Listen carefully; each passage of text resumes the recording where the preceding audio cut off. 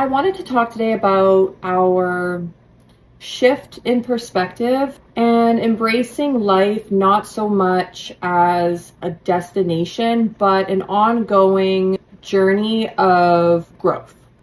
I used to pour my energy into defining happiness and success, trying really hard to find a tangible outcome.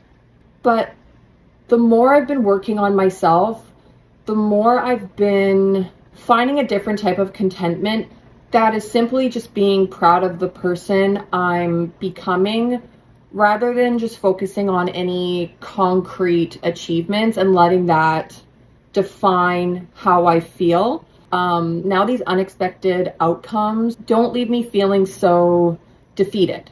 Now I just view them as these integral parts of my personal evolution.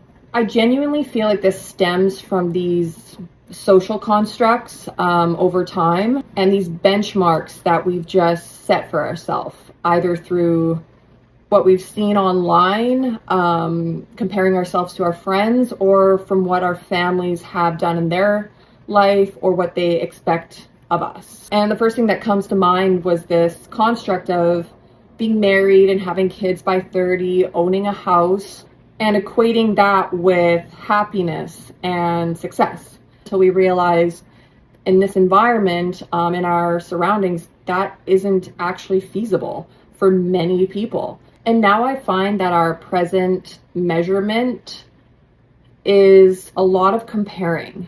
And I think that has to do, obviously, with the age of media. I saw somebody post something the other day, and she's super accomplished, and she was celebrating her birthday, and she had those balloons with her age, and she had just turned 26, and I was like, but then I just stopped myself and realized I can't measure myself against others, viewing their accomplishments as destinations rather than steps in their own personal journey that has nothing to do with me. And I'm 28, and when I was looking at her posting that she's 26 and she was doing so many incredible things, immediately I just felt this get out of my head. And I did. I let it get out of my head. It was a momentary lapse in my judgment where I allowed myself to compare somebody else's version of success to mine. I also think this stems a lot in our ability to cultivate our own self-confidence. I think when we compare, we impose these arbitrary limits on our potential, and then we don't realize that we're actually causing a hindrance on our capabilities. And then we start asking ourselves, okay, well, what's going to make me happy?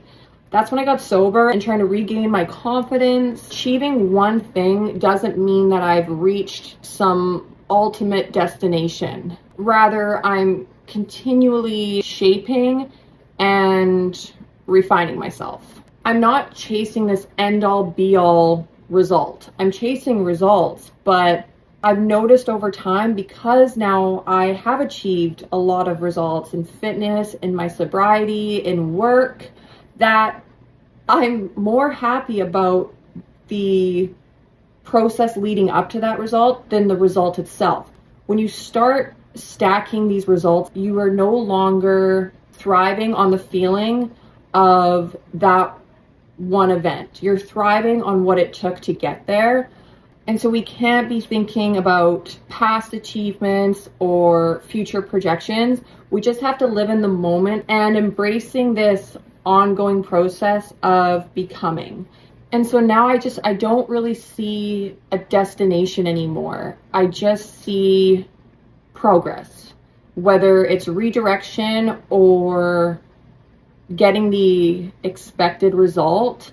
But I don't live off the highs, and I don't let my mind and body and soul be driven by the lows. But my hunger is based on the process. Whether we have an off day or we experience something unexpected, we can feel it, we can live in the discomfort and acknowledge it, but it's not gonna make or break our process, our goals, our drive, our future. And then when we arrive, it's simply at the end of our life when we can look back at everything we've done and realize, wow, I became the person I always wanted. It can't be defined. It's simply one long road of progress, failures, discomfort, doubt, confusion, excitement, happiness. It was everything. And we realized that because we stopped defining one event as this measurement of success and happiness.